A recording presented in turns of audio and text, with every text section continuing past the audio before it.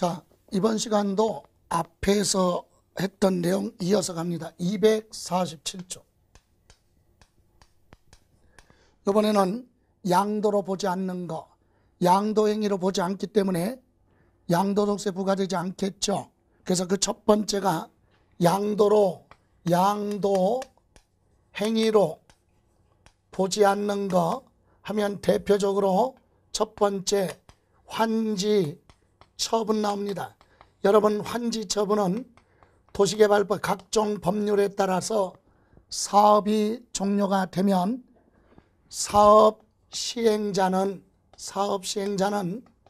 당초 토지 소유자에게 지목이나 지번이 바뀐 새로운 토지를 당초 소유자한테 되돌려주는 행위를 환지 처분이라고 하는데, 되돌려주더라도 시행자 입장에서 볼 때는 양도 행위로 보지 않습니다. 양도가 아니라 원래 소유자한테 되돌려주는 거죠. 또는 사업이 끝난 다음에 보류지 충당 그랬어요. 보류지 충당은 누가 토지 소유자가 공사비 일부를 토지로 환지받을 토지 중에 일부를 공공용지로 메꿔라 또는 공사비로 메꾸는 걸 보류지 충당이라고 하죠.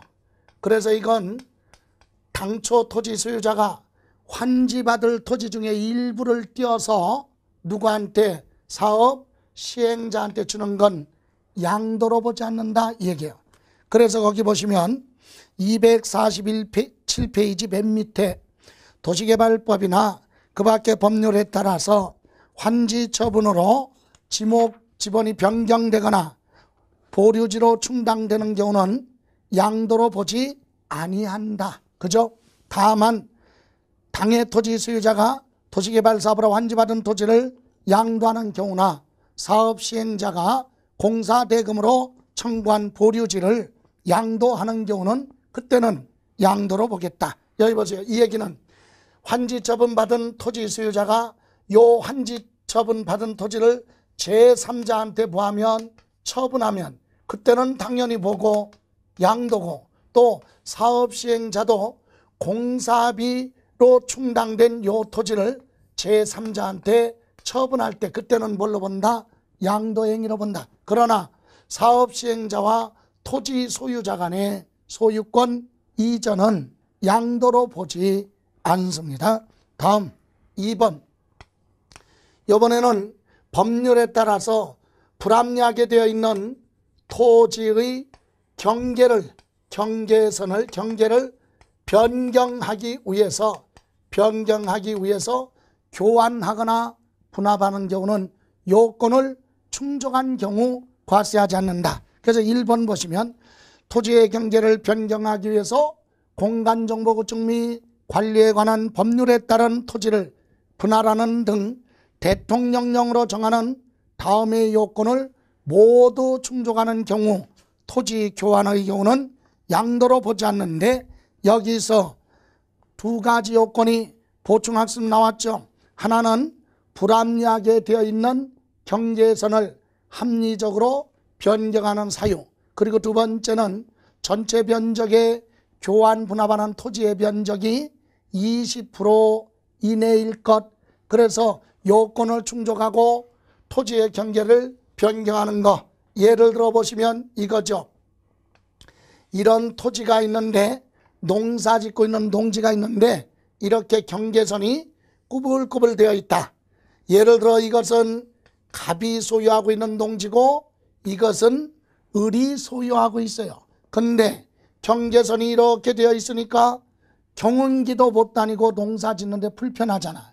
그래서 얘들이 보여서 저녁에 막걸리 한 잔 마시면서 뭐예요? 합의해서 이 토지를 이렇게 경계선을 똑바르게 하면서 요 토지와 요 토지를 교환한다면, 여기 보실래요? 이 토지는 원래 누구 건데 갑소유 토지인데 을한테 소유권 이전해주고, 요 토지는 을 소유 토지지만 누구 앞으로, 갑 앞으로 소유권을 이전합니다. 그럼 이 토지와 이 토지를 교환하는 것은 불합리하게 되어 있던 경계선을 합리적으로 하기 위해서 교환하는 것이기 때문에 양도로 보지 않는다. 다만 이 갑이 소유하고 있는 전체 토지의 요 토지가 20% 이내라면 양도행위로 보지 않습니다. 그래서 20%를 구하면 초과할 때는 그때는 전체가 다 뭐고 양도행위로 보죠. 자, 이렇게 해서 토지의 경계를 요건을 충족하고 교환 분합하는 경우는 양도로 보지 않는다. 이렇게 기억하시고, 다음 세 번째, 오른쪽에 249쪽에 보시면 양도 담보라고 되어 있죠. 양도 담보 계약을 뭐하고 체결을 하고 소유권을 뭐하는 거 이전하는 행위가 있으면 이건 양도로 보지 않습니다. 그러면 왜 양도 담보 계약을 체결하고 소유권 이전했는데 양도로 보지 않느냐? 양도 담보는 글자 그대로 매매가 아니라 채무자가 채무를 갚을 때까지만 담보로 채권자 앞으로 소유권 이전 등기를 해주되 계약을 체결해야죠. 그래서 여러분 밑에 박스에 보시면 박스 있죠. 1번, 2번, 3번. 자, 당사자 간에 계약을 체결할 때 이런 내용이 기재되어 있어야 돼요. 자, 채무자가 채무를 변제 갚을 때까지 채권자 앞으로 부동산을 소유권 이전하는 거지 매매가 아니다. 이 내용이 기재되어 있어야 되고, 두 번째는 채무자가 부동산을 채권자 앞으로 담보로 소유권을 이전해 주지만 종전대로 채무자인 종전대로 소유자가 사용 수익을 하겠다. 그리고 세 번째, 만기가 되면 원금을 갚는데 이때 갚지 못했을 때 이걸로 대신 메꾸겠다. 이런 내용이 기재되어 있는 그런 계약을 체결하고 소유권을 이전한 후에 양도소득 확정신고서에 이 과세 계약서 체결한 이 계약서 사본을 첨부해서 세무서에 제출을 하면 세무서장은 볼 때 이것은 매매가 아니라 돈을 빌려오면서 담보로 맡긴 거다. 그래서 양도 담보, 그래서 소유권 이전할 때는 양도로 보지 않습니다. 그래서 1번 보실래요? 동그라미 1번. 양도로 보지 않는 경우 채무자가 채무 변제 담보를 위해서 자산을 양도하는 계약을 체결한 경우에 다음 요건을 갖춘 계약서 사본을 양도소득 과세표준 확정신고서에 첨부하여 신고할 때 양도로 보지 않는다. 1번 박스 안에 당사자 간의 채무를 변제할 때까지 담보로 소유권 이전하는 거다. 이거 표시되어 있어야 되고, 두 번째, 소유권을 이전하더라도 종전 소유자인 채무자가 종전대로 부동산을 사용 수익한다. 이 내용이 기재되어 있어야 되고, 원금 이자 등 변제 방법을 구체적으로 기재되어 있어야 된다. 이런 계약서 사본을 제출하는 경우는 양도로 보지 않습니다. 그러나 양도 담보 계약을 체결했다가 언제 예외가 있어요? 언제 만기에 가서 만약에 채무를 보였어요. 불이행, 채무를 이행하지 못했다. 그래서 채무 변제에 뭐가 됐다? 충당, 메꿨다. 이런 단어가 나오면 그때는 뭘로 본다?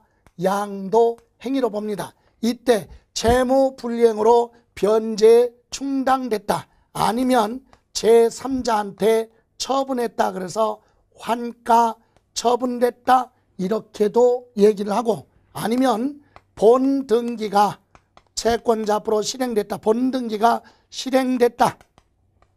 이런 단어가 있으면 그때는 뭘로 본다? 양도로 봅니다. 그래서 양도담보 계약 체결하고 소유권 이전은 뭐가 아닌데 양도로 보지 않는데, 다만 예외로 만기에 가서 채무 불이행으로 변제에 충당됐다. 그때는 양도로 봅니다. 그래서 2번 보실래요? 박스 밑에 2번. 양도로 보는 경우 양도담보 계약 체결한 후에 위 요건을 위배하거나 채무 불이행으로 인하여 당의 자산을 변제 충당할 때 그때는 뭘로 본다? 양도. 결론은 뭡니까? 양도담보 계약을 체결하고 소유권 이전하는 건 만기에 가서 갚을지 못 갚을지 모르니까 일단은 뭐가 아니고 양도가 아니다. 그럼 이제 만기에 가서 채무를 이행을 하면 담보 사유가 소멸됐으니까 되찾아 올 때 그것도 양도 아니고, 만기에 가서 만약에 채무 불이행으로 인하여 채무를 못 갚게 돼서 그걸로 메꿨다. 그때만 양도로 본다. 그죠? 다음 네 번째는요. 주로 물어보는 것이 1, 2, 3, 4번이에요. 공유물 분할. 공동 소유 토지를 자기 지분만큼 지분 변동 없이 당초 지분대로 분할하는 경우는 뭘로 보지 않는다? 양도로 보지 않습니다. 그런데 공유물 분할하는 과정에 있어서 당초 지분이 뭐가 있으면 변동이 있을 때 그때는 뭘로 본다? 양도 행위로 봅니다. 그래서 공유물 분할 이렇게 나오면 종전대로 분할한 거니까 지분 변동 없다는 뜻이니까 양도로 보지 않습니다. 자, 그래서 확인해 볼까요? 1번 공동 소유 토지를 소유 지분별로 단순히 분할하거나 공유자 지분 변경 없이 2개 이상 공유 토지로 분할을 했다가 그 공유 토지를 소유 지분별로 단순히 또 재분할하는 경우도 양도로 보지 않습니다. 또 하나 2번은 혼인한 후에, 즉 이혼하며죠. 혼인한 이후에 모은 재산은 부부 공동재산인데 이혼하게 됨으로 인해서 재산 분할하는 것도 넓은 의미에서는 공유물 분할로 봅니다. 그래서 법원의 판결이든 당사자 간의 합의에 의해서든 간에 이혼하면서 재산 분할로 소유권 이전하는 건 뭘로 보지 않는다? 양도 행위로 보지 않습니다. 다음 5번에 보시면 소유권 뭐라고 그랬어요? 환원. 소유권이 되돌아오는 경우 양도로 보지 않는데 이때 소유권 환원했을 때 양도 행위로 보지 않는 건 2가지죠. 법원의 판결에 의해서 뭐가 신탁 재산이 해지가 됐고 그래서 소유권이 당초 소유자한테 되돌아오는 거 양도로 보지 않습니다. 또 하나는 매매 원인 무효 소송이죠. 매매가 발생을 했고 그런데 어떤 다툼이 있어서 소송을 제기했는데 판결이 나왔어요. 매매 원인 무효 소송. 즉 너네들은 처음부터 매매가 없었던 걸로 하라. 그래서 받은 돈 되돌려주고 소유권 되찾아오는 것은 처음부터 매매가 없었던 걸로 보겠다. 이렇게 소유권 환원했을 때 양도로 보지 않는 건 법원의 판결이나 매매 원인 무효 소송으로 소유권 환원하는 경우는 양도로 보지 않습니다. 그 외에 기타 양도로 보지 않는 것 그러면 여러 가지 있지만 250쪽에 보시면 2번 정도 보시죠.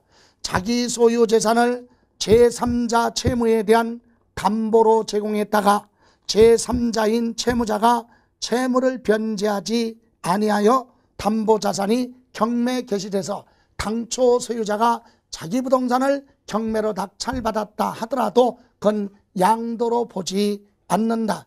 예를 들어 제가 은행에서 대출을 받는데 여러분 부동산을 담보로 대신 맡겼다. 그리고 제가 채무를 못 갚으니까 여러분 부동산을 은행에서는 경매 처분하겠죠.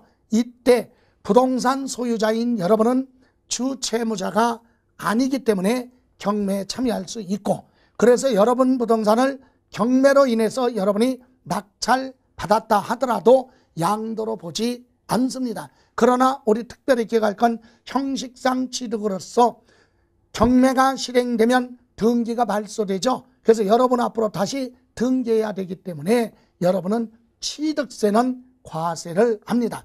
자기 부동산을 자기가 경매로 낙찰받았으면 취득세는 과세되지만 양도로 보지는 않는다. 요거. 다음 3번에 보시면 명의신탁이라고 그랬죠.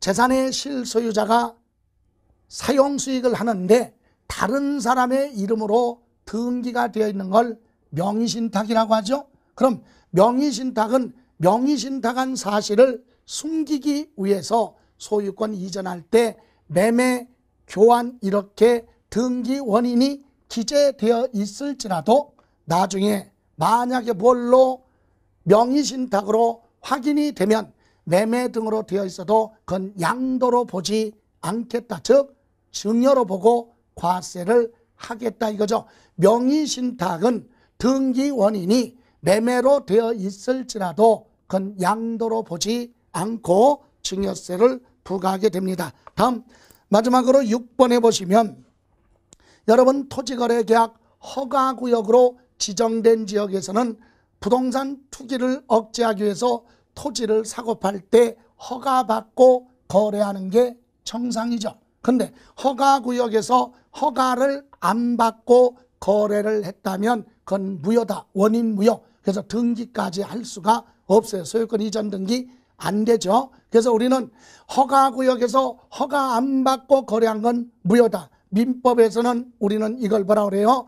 원래 원인 무효는 끝까지 무효지만 우리 토지거래 허가구역에서 허가 안 받고 거래한 건 무효지만 확정되지 않고 유동적 무효로 당겨뒀다가 뒤에 가서 만약에 뭘 받으면 허가를 받으면 무효였던 거래가 소급해서 확정 유효로 뒤집어지죠. 그죠? 그래서 결론은 토지거래 허가구역에서 허가를 안 받았으면 돈을 주고받았을지라도 그건 거래로 보지 않는다 이 얘기죠. 확인해 볼까요? 토지거래 허가구역 내 토지거래 계약 허가받지 아니하면 물권적 변동은 물론 채권적 효력도 발생하지 않는 무효이므로 매매 대금이 먼저 지급되어 양도인이 이를 보관하고 있더라도 그 자산은 양도한 걸로 볼 수가 없다. 소유권 이전할 수 없기 때문에. 그죠? 자, 이렇게 해서 양도 행위로 보지 않는 거 하고요. 또 하나,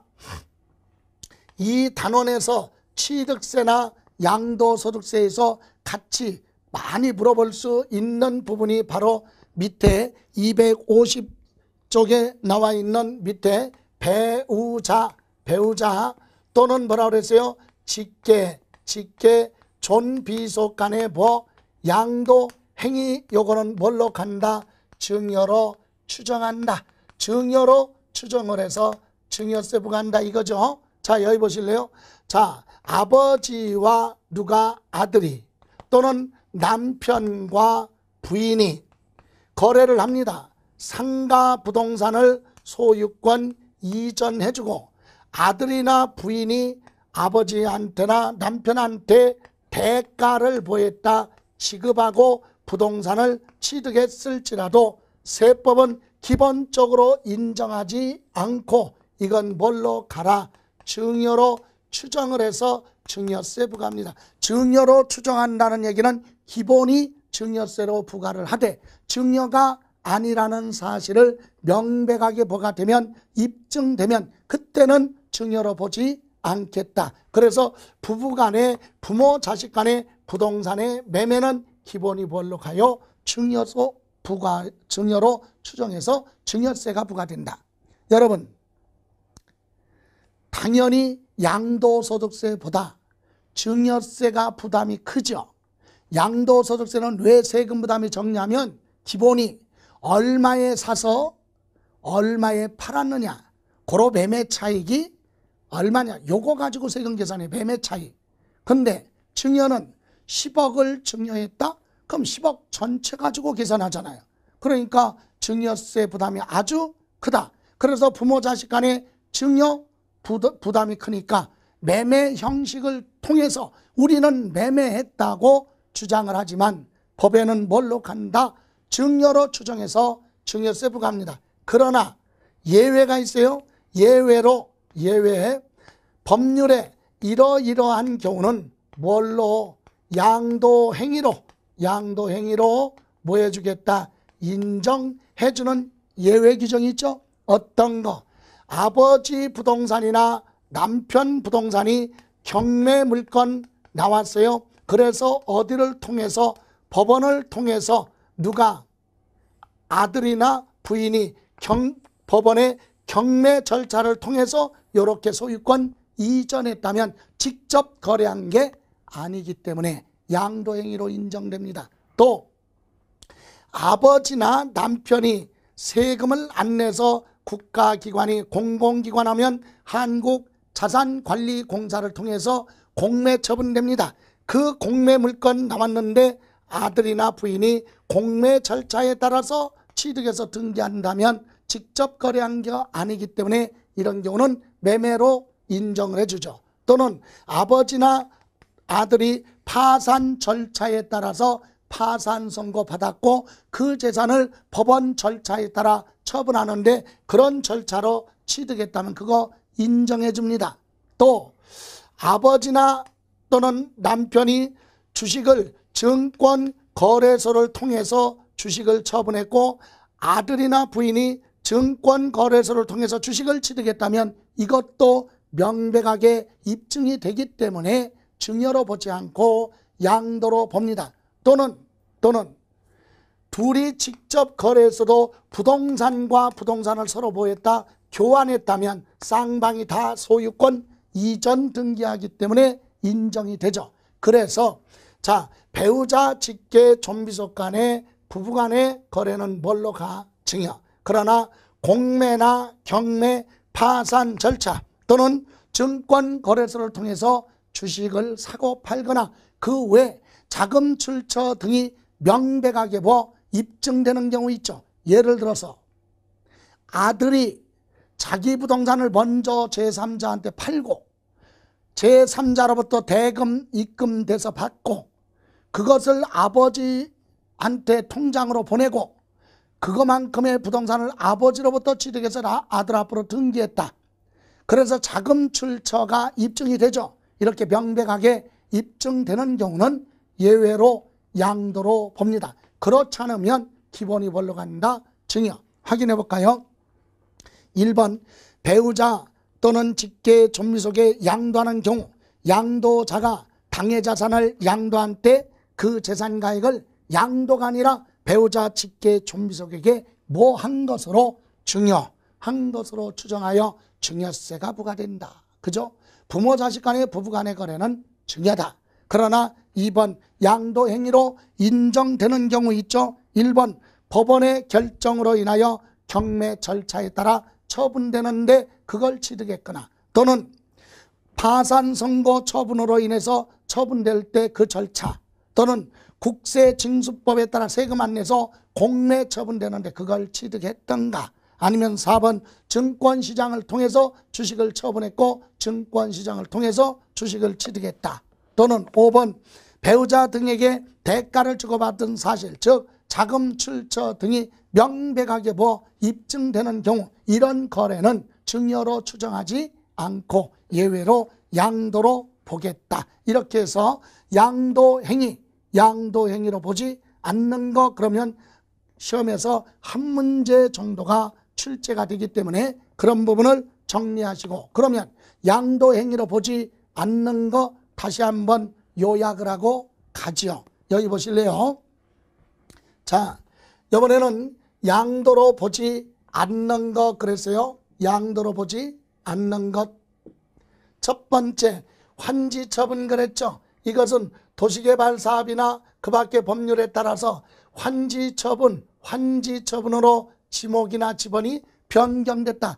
새로운 토지를 종전 토지 소유자한테 되돌려주는 거 환지처분 양도로 보지 않습니다. 농지를 받아서 택지개발사업에서 대지로 되돌려준다. 또는 100번지 땅을 받고 101번지 토지를 줬다. 이렇게 번지수가 변경되는 토지를 되돌려주는 건 양도로 보지 않습니다. 그리고 나중에 보류지 그랬죠. 그래서 토지 소유자가 환지받을 토지의 일부를 공사비용으로 공공용지로 메꾸는 행위 보류지 충당 양도로 보지 않는다. 또 경계선을 변경 법률에 의해서 불합리하게 되어 있는 토지의 경계를 합리적으로 변경을 하기 위해서 교환하는 것은 양도행위로 보지 않습니다. 다만 대통령령이 정하는 기준 요건이 있죠. 전체 토지의 20% 이내인 토지를 교환 분합하는 경우는 뭘로 보지 않는다? 양도로 보지 않는다. 또 양도담보, 이것은 채무자가 돈을 빌려오면서 변제 갚을 때까지만 부동산을 담보로 소유권 이전 등기를 하는 게 양도담보죠. 그래서 채권자한테 소유권 이전 등기하는 건 양도로 보지 않습니다. 그러나 만약에 언제 만기에 채무 뭐라 그랬어요? 불이행이죠. 불이행으로 인하여 변제에 뭐가 됐다? 충당이 됐다. 이런 단어가 나오면 그때는 양도행위로 보는 겁니다. 다음 공유물 분할.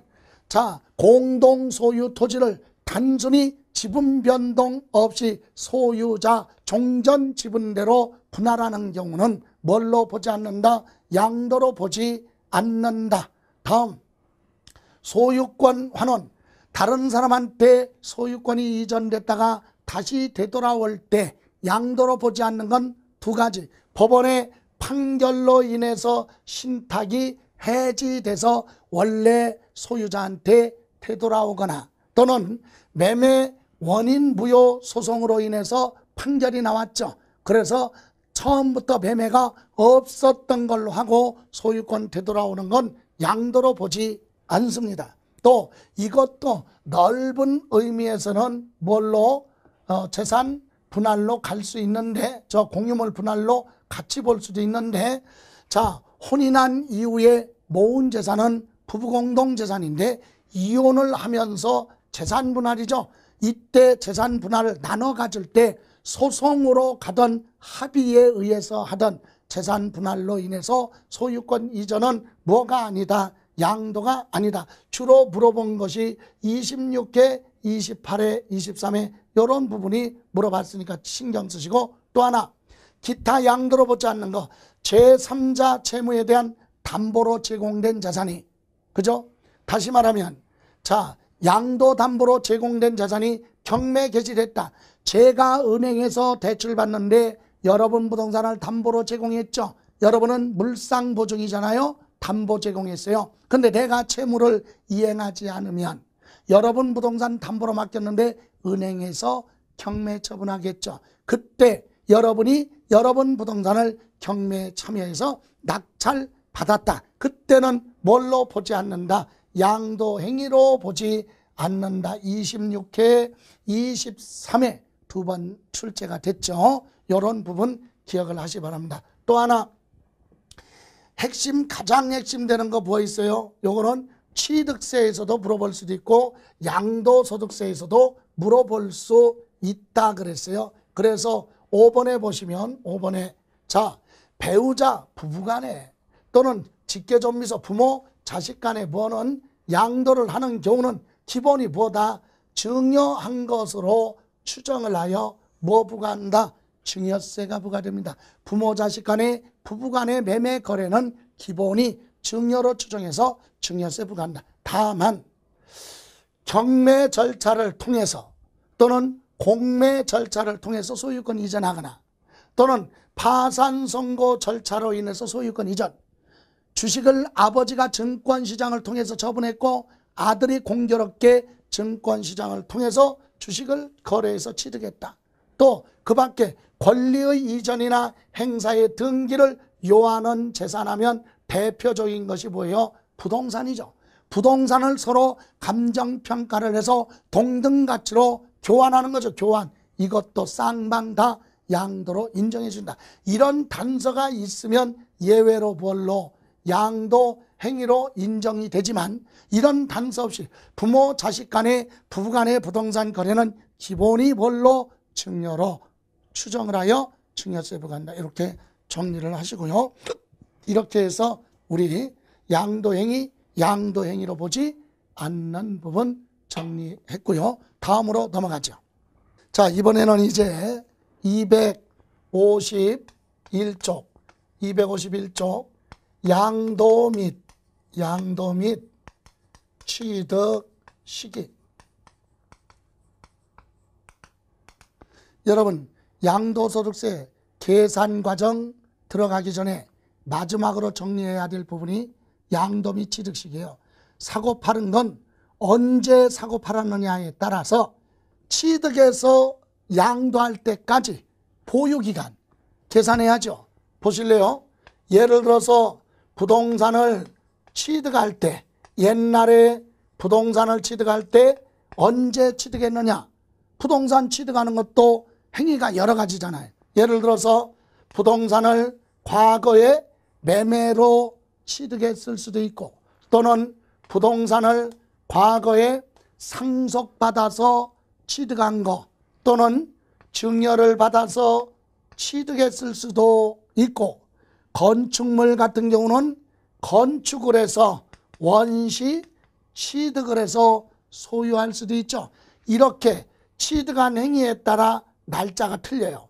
그래서 이렇게 취득해서 오늘 뭐를 했다? 처분, 팔았다 이거죠. 그럼 오늘 팔았을 때 일반 매매로 처분할 수도 있고, 특별한 경우 법률에 따라 수용돼서 매각할 수도 있고, 그죠? 또는 경매 처분될 수도 있겠죠. 경매로 처분됐다. 또는 부동산을 처분할 때 할부, 거래로 처분할 수도 있죠. 대금을 여러 차례 분할. 그럴 때 언제 파는 걸로 보느냐? 취득에서부터 팔을 때까지 요 기간을 우리는 가지고 있는 기간 보유 기간이라고 하고, 요 기간이 기냐 짧으냐에 따라서 양도소득세에서는 공제해주는 장기 보유 특별 공제도 있고, 세율도 달라지고, 언제까지 예정신고, 확정신고를 해야 되느냐, 이런 것이 다 여기에 연관이 있기 때문에 우리는 기억을 해야 된다. 그래서 우리 매매 또 한 가지, 이때 취득했다 그래서 여기서 취득세를 연장시키면 안 돼요. 연상시키면 안 돼요.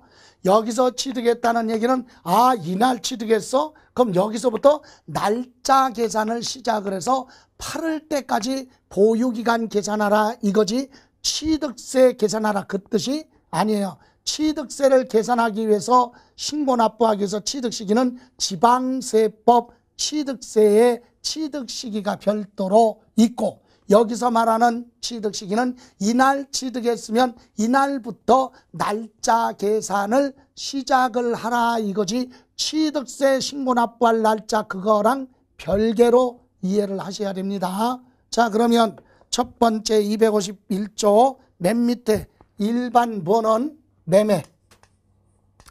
일반 매매는 원칙이 뭘로 가느냐? 원칙. 일반 매매는 대금 무한날 청산일, 대금 청산일로 갑니다. 대금을 청산했다는 얘기는 잔금을 주고받은 날, 취득하는 사람은 잔금 줬을 것이고 파는 사람은 잔금을 받았겠죠. 그런데 참고로 잔금을 주고받을 때, 돈을 주고받을 때는 직접 주고받은 건 확인할 길이 없기 때문에 법률에서 인정하지 않아요. 그럼 여기서 잔금을 주고받았다는 얘기는 명백하게 입증이 되는 금융거래를 했다. 즉 무통장 입금을 하거나 계좌 이체를 하거나 신용카드 결제를 했거나 이렇게 명백하게 입증되는 경우만 대금을 청산한 날로 보는 거고, 실제로 돈을 직접 주고받은 건 대금 청산한 날로 인정할 수 없다. 그래서 여러분 밑에 1번 자산의 양도 차익을 계산함에 있어 양도 또는 취득 시기는 원칙적으로 당해 자산의 대금을 받은 날, 청산한 날, 잔금을 주고받은 날로 하겠다. 그런데 여러분 252페이지 2번 보시면 맨 위에 동그라미 2번, 이 경우 자산의 대금에는 해당 자산의 양도에 대해서 양도소득세 및 양도소득세 부가세액을 양수자가 부담하기로 약정한 경우에는 양도소득세 및 양도소득세 부가세액은 뭐한다? 제외. 다시 말하면 매매대금만 얘기한다 이 얘기예요. 자, 여러분, 부동산을 팔면 양도소득세는 양도자가 부담을 해요. 그런데 특이하게 의해서 당사자들끼리 합의에 의해서 양도자가 내야 될 양도소득세를 매수자가 부담하는 조건으로 계약할 수도 있다. 이렇게 계약을 했다면 매수자는 매매대금에다가 세금까지 다 준 날 얘기하는 게 아니라 매매대금만 준 날을 여기서 대금청산일로 한다. 그래서 여기 대금청산일 하면 양도소득세 부분 있죠? 양도소득세 등을 부담하는 조건이라면 양도소득세 등은 뭐하고? 제외하고 매매대금만 주고받은 걸 대금청산일 이렇게 갑니다. 이해가세요? 그래서 대금청산일 하면 계약서에 기재된 날짜 잔금 주기로 약속이 되어 있어도 그거 무시하고 미리 줬으면 미리 준 날, 늦게 줬으면 늦게 준 날, 실제로 주고받은 날을 대금청산일 이렇게 가요. 그런데 여러분 밑에 보시면 양가로 2번 예외라고 나와 있죠. 예외.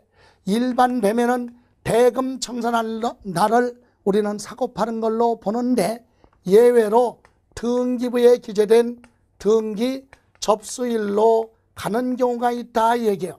그럼 등기부에 기재된 등기 접수일, 물론 명의개서라고 하는데 명의개서는 주식 같은 경우는 주주명부에 이름을 바꾸는 날인데 우리는 부동산 중심으로 이해하세요. 그래서 등기부에 기재된 등기 접수일로 가는 경우는 어떤 경우냐? 등기 접수일로 가는 경우는 두 가지다. 하나는 대금을 밑에 보시면 1번 대금을 무한 날 청산한 날이 대금 청산일이죠. 청산일이 뭐하다? 불분명하다. 불분명하다 이 얘기는 뭐예요? 금융거래를 한 것이 아니라 잔금을 직접 찾아서 현금으로 주고받은 건 확인할 길이 없잖아요. 그래서 인정하지 않고 뭘로 간다? 등기 접수일로 가고 또 하나 어떤 경우냐? 2번에 보시면 대금 청산하기 전에 뭐를 했다고요? 먼저 소유권 무슨 등기?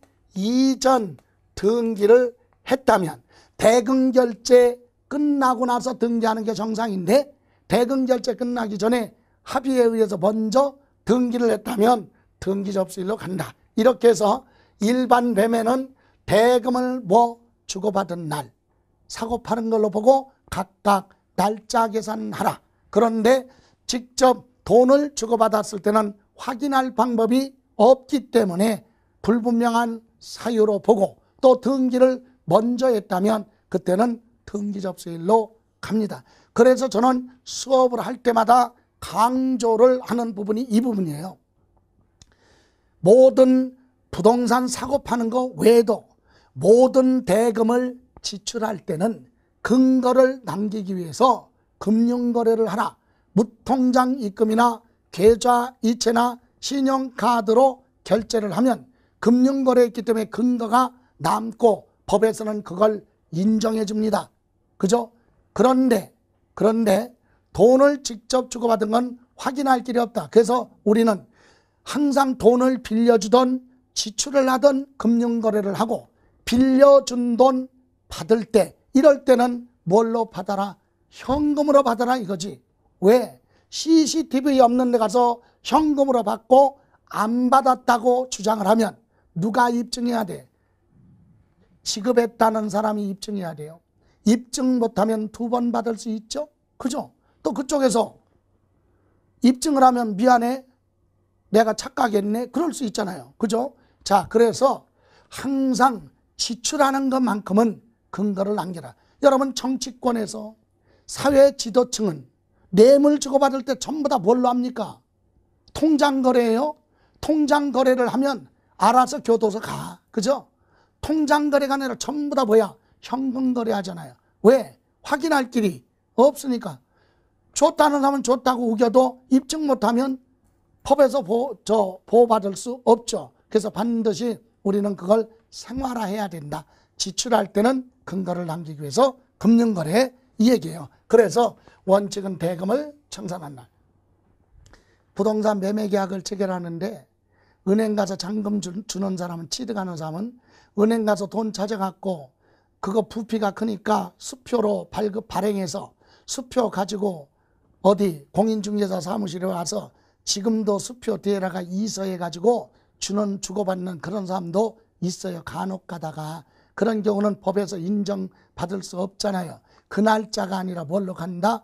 등기 접수일로 가면 하루 이틀 오차가 발생할 수도 있기 때문에 반드시 금융거래하라 이 얘기입니다. 자, 이렇게 해서 일반 거래 받고 다음 특수한 거래. 특수거래는 자주 발생하지는 않죠. 그래서 첫 번째 거기 보시면 뭐가 있어요? 장기 할부. 여러분 장기 할부. 부동산을 여러분이 취득하는데 파는 사람한테 이 아파트 할부돼요? 그렇게 물어보면 이상한 쪽으로 생각하잖아. 근데 우리는 계약은 합의만 하면 되잖아요. 그죠? 그래서 할부로 할 수도 있고 연부 계약할 수도 있고 일시불로 할 수도 있잖아. 그래서 만약에 할부로 한다면 할부는요. 1번 소유권 대금 결제 끝나기 전에 소유권 이전 등기 먼저 해주는 경우도 있을 것이고 아니면 인도 건네줄 수도 있고 대금 결제 끝나지 않았는데 부동산을 먼저 사용 수익해라 이렇게 할 수도 있죠. 그래서 세 가지 중에서 어느 거든 빠른 날 사고 파는 걸로 보겠다. 소유권 이전 등기일, 인도일, 사용 수익일 중에서 날 빠른 날. 그죠? 그거. 다음 두 번째. 자가 건축 그랬죠? 자가 건축. 원시 취득이죠. 내가 건물을 새로 지었다. 그럼 이때 건물은 언제 취득한 걸로 보느냐? 당연히 사용 승인서 교부일이죠. 사용 승인서 교부받은 날 취득한 걸로 봅니다. 자기가 건축한 건축물 원시 취득은 사용 승인서 교부일인데 두 번째 줄 다만 사용 승인서 받기 전에 임시 사용 승인 받았다면 임시 사용 승인 받은 날로 가겠죠. 근데 문제는 2번에 있어요. 2번 건축법에 허가받지 아니하고 건축하는 건축물 무허가 건물 같은 경우는 언제 취득한 걸로 보느냐? 사용 승인서 그런 거 안 나오잖아요. 그죠? 그래서 이때는 사실상 사용일로 갑니다. 허가받지 않은 무허가 건물은 사실상 사용일. 법에서 얘기하는 사실상 사용이라면 전기, 수도, 가스 등이 공급된 날을 실무에서는 그렇게 적용해요. 그래서 우리 법률에서는 자가건축 그러면 사용승인서 교부일. 근데 만약에 허가받지 않냐는 건축물, 무허가 건축물 이렇게 나오면 사실상 사용일 취득한 걸로 본다. 그죠? 다음 상속 있죠. 상속받아서 취득하는 경우는 당연히 상속 개시일로 가고 증여는 실제로 받은 날, 증여받은 날이죠. 상속은 상속 개시된 날, 증여는 증여받은 날. 다음 점유 시효 취득이 있죠. 점유 시효 취득.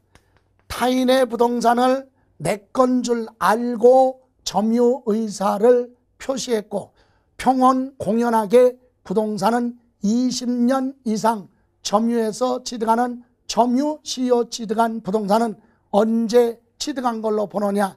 20년 전에 점유를 보한 날, 개시한 날 이미 취득한 걸로 보겠다. 그래서 여러분이 시효 취득한 토지를 오늘 양도를 한다면 시효 취득해서 가지고 있던 토지를 오늘 양도를 한다면 보유기간은 20년 가지고 있다 파는 걸로 보겠다. 왜?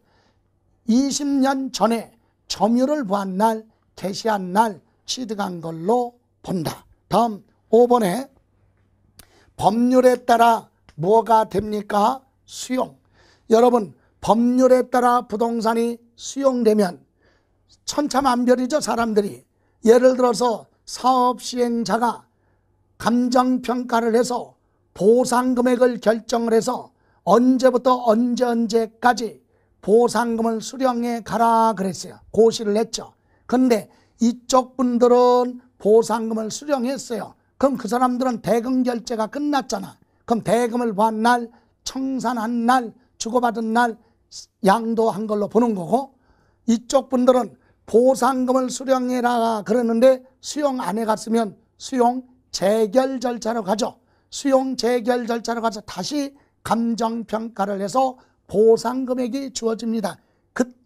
그때도 만약에 거부하면 그때는 보상금을 법원에 공탁을 하고 수용 개시로 가죠. 그때는 수용 개시로 갈 수도 있고, 또 이쪽 분들은 빨리 사업을 진행하기 위해서 소유권 무슨 등기, 이전 등기를 먼저 해주는 경우도 있겠죠. 이렇게 사람마다 틀리란 얘기예요. 그래서 법률에 수용되는 경우는 대금을 청산한 날, 아니면 수용 개시일, 아니면 소유권 이전 등기일 중에서 어느 거든 뭐한 날, 빠른 날 양도한 걸로 보겠다. 그죠?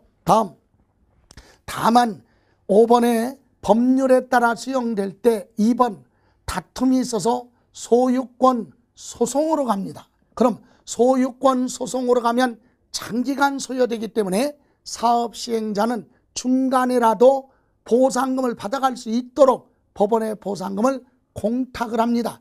그래서 소유권 소송으로 인하여 보상금이 법원에 공탁이 되어 있을지라도 그건 양도로 보지 않고 언제 나중에 소송 판결돼서 확정이 되면 그때 양도한 걸로 보고 과세하겠다. 그래서 소유권 소송으로 인하여 소유권 소송으로 보상금이 공탁된 경우는 소송 판결 확정된 날 양도한 걸로 보겠다. 다음 그 밑에 7번에 보시면 환지처분 그랬죠. 도시개발 사업이 끝나서 종전 토지 주고 새로운 토지를 되돌려받은 건 새롭게 취득이 아니라 환지받기 전 토지의 취득일. 여기 보실래요? 자, 전답을 농지를 취득해서 농사 짓고 있었어요. 이렇게 취득해서 소유하고 있다가 이때쯤 가서 사업이 공익사업을 시행하게 됩니다. 그래서 시행자한테 토지 소유자는 전답을 주고 사업이 끝난 다음에 뭘로 대지로 환지 받았다. 종전 전답을 주고 새로운 토지 받았죠. 대지로. 이 대지 받아가지고 있다가 이 대지를 이쯤에서 뭐를 했어요? 양도했다면 이 환지 처분 받은 토지, 요 대지는 처음부터 대지가 아니라 중간에 환지 받은 거죠. 그럼 요렇게 보유기간을 계산하느냐? 아니다 얘기예요. 아니다. 환지 받은 건 새로운 취득으로 보지 않죠. 그래서 환지 받기 전 토지가 전답이죠. 이 전답의 취득일, 요렇게 보유기간을 계산하겠다 얘기예요. 환지 받은 토지는 새롭게 취득이 아니에요. 그래서 환지 받기 전 원래 토지의 취득일, 취득해서 양도한 걸로 보고 보유기간을 계산하겠다. 그래서 1번 보실래요? 도시개발법 기타 법률에 따라 환지 처분으로 인하여 취득한 토지의 취득 시기는 환지 전 토지의 취득일로 한다. 2번 다만 교부받은 토지 변적이 환지 처분에 의한 권리 변적보다 증가 또는 감소된 경우, 증가 또는 감소된 토지, 증가됐다는 얘기는 더 많이 받았으니까 당초 권리 변적보다 더 받은 건 증환지 새롭게 취득이고, 당초 권리 변적보다 적게 환지받은 건 감환지다. 그래서 그것은 사업시행자한테 팔은 걸로 보죠. 증환지는 취득, 감환지는 양도. 이렇게 증환지, 감환지가 발생했다면 요 토지는 환지처분 공고가 나면 그 다음 날부터 소유권 이전 등기할 수 있기 때문에 환지처분 공고일 다음 날에 취득 또는 양도한 걸로 본다. 그러나 당초 권리 변정만큼 받은 건 환지받기 전 토지의 취득일로 가고 추가로 증환지 감환지 그 부분만 따로 띄어서 환지처분 공고일 다음 날 취득 또는 양도한 걸로 보겠다, 이 얘기입니다. 이렇게 해서 우리 취득시기 보셨고, 참고로 254페이지 하나 더 확인하면 10번에 취득시기 의제라고 나와 있죠. 주식을 제외한 토지 건물 부동산에 대한 권리 기타 자산은 오래전에 취득한 건 계산하기가 어렵죠. 그리고 공시가격 기준시가가 고시되기 전에 취득한 거기 때문에 의미가 없죠. 그래서 주식을 제외한 토지 건물 부동산에 대한 권리 기타 자산은 84년도 12월 말까지 취득했다면 그건 85년도 1월 1일부터 취득한 걸로 보고 날짜 계산을 시작하라 그래서 취득시기 의제라고 합니다. 84년도까지는 기준시가가 고시되지 않았기 때문에 고시된 연도 85년 1월 1일부터 기준 가격이 정해졌기 때문에 그 전에 취득한 건 85년 1월 1일 취득한 걸로 보는데, 주식은 더 늦게 85년 12월 말까지 취득한 건 86년 1월 1일 취득한 걸로 보겠다. 이렇게 오래된 거, 부동산은 오래된 것은 60년에 70년에 80년에 취득한 건 85년도 1월 1일 취득한 걸로 본다. 이게 취득시기 의제에 대한 내용입니다. 자, 이렇게 해서 취득시기는 중요합니다. 물론 29회 시험에서는 양도 및 취득시기가 출제가 됐었죠. 자, 여기서 잠깐 볼까요? 그럼 이번 시간에 마지막으로 정리할 양도 및 취득시기에 대해서 한번 보고 갑니다. 자, 일반 매매는 원칙이 대금을 부한 날, 청산한 날, 실제로 잔금을 주고받은 날이에요. 그런데 이때 대금을 청산한 날 여기에는 매수자가 부담하기로 한 양도소득세 등이 있으면 이건 무하고 제외하고 매매 대금만 주고받은 걸 대금 청산일로 한다. 이게 원칙이고, 예외는 등기 등록 접수일로 가는 경우, 등기부에 기재된 등기 접수일로 보는 경우는 어떤 경우냐?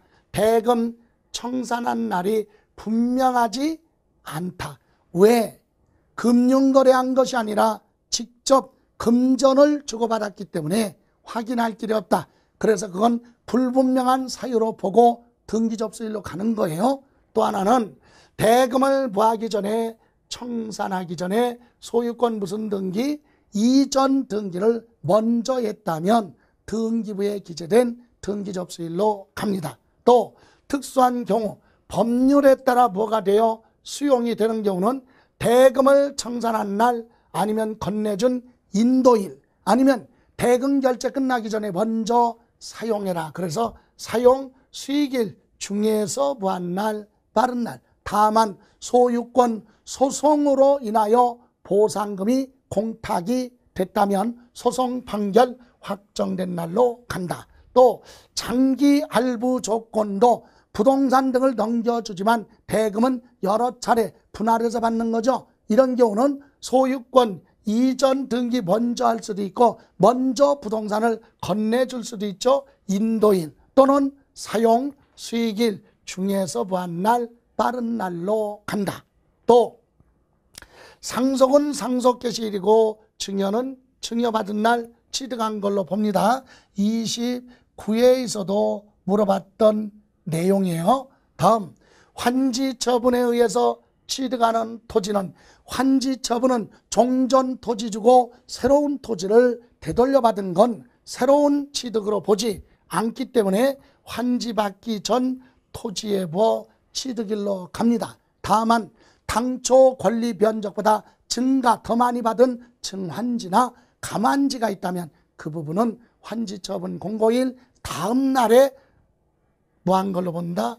취득 또는 양도한 걸로 보겠다. 또 자기가 건축한 건축물에 대해서는 사용승인서 교부일 취득한 걸로 보는데 허가받지 않은 무허가 건물에 대해서는 사실상 사용일 취득한 걸로 보겠다. 또 오래전에 취득한 건 기준시가가 고시되기 전에 취득한 것은 언제? 85년 1월 1일 취득한 걸로 보죠. 그래서 토지, 건물, 부동산에 대한 권리, 기타 자산을 84년 12월 말 이전에 취득한 건 언제? 85년 1월 1일 취득한 걸로 간주를 하고 보유기간 계산하라. 이렇게 해서 지금 오늘 이 시간까지는 양도소득세 계산하기 전에 우리가 기본적으로 알고 가야 될 부분, 과세 대상, 양도행위, 양도행위로 보지 않는 거, 양도 및 취득 시기에 대해서 알아봤습니다. 그럼 이제 다음 시간부터는 양도차익 실제로 계산하는 과정에 대해서 설명드리는 걸로 하죠. 자, 이번 시간은 여기까지 정리하겠습니다. 수고하셨습니다.